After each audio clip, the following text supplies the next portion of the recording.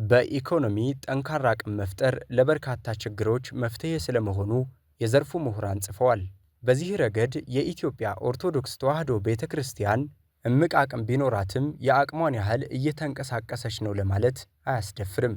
የኢኮኖሚ ዘርፎችን በውል ለይቶ አንዱ ለሌላው ግብዓት እንዲሆን በመስራት በኩልም ቤተ ክርስቲያናችን የሚቀሯት የቤት ስራዎች አሉባት። ተቋማት በደንብ የትምህርት ተቋሞቻችን በደንብ ሪሰርቹ ላይ ኮሌጆቻችን ቢበረቱ ፕሮጀክቶችን መንደፍ ብንችል የሰው ኃይል ችግር የለብንም ብያለሁ።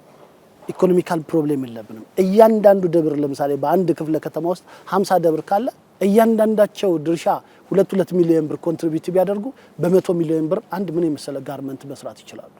ያ ጋርመንት ውስጥ በትንሹ እስከ 3000 ሰው የምትይዝበት ጋርመንት ነው። ይሄ ማለት የኦርቶዶክስ ልጆች ከስራ አጥነት አወጣቸው ማለት ነው። ቤተክርስቲያናችን በልዩ ልዩ የኢኮኖሚ ዘርፎች በተደራጀና በተቀናጀ መልኩ የልማት እንቅስቃሴዎች ብታደርግ አድባራትና ገዳማቶቿም ከንዋይ ልመና የመውጣት ዕድል አላቸው።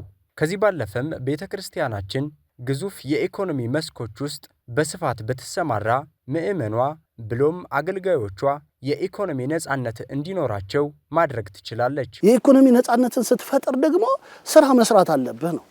ቅዱስ ጳውሎስ እኮ ይሄንን ያለው አንዳች በእናንተ ዘንድ አልከበድኩባችሁም አይደለም ያለው። እኛ በሁሉ ነገራችን ምዕመኑን አልከበድ ነው።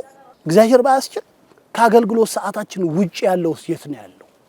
ምን እየሰራንበት ነው? ልናመርትበት አንችልም። ይሄ ነው እኮ ባለ ልጆቹ እህት አብያተ ክርስቲያናት ውስጥ የምናየው። ካህን ለምንድን ነው ስለ ልጆቹ እድገት የሚጨነቀው? ካህን ለምንድን ነው ስለ ባለቤቱ ስራ መኖርና አለመኖር የምትጨነቀው? ይሄ ማድረሻ ነው።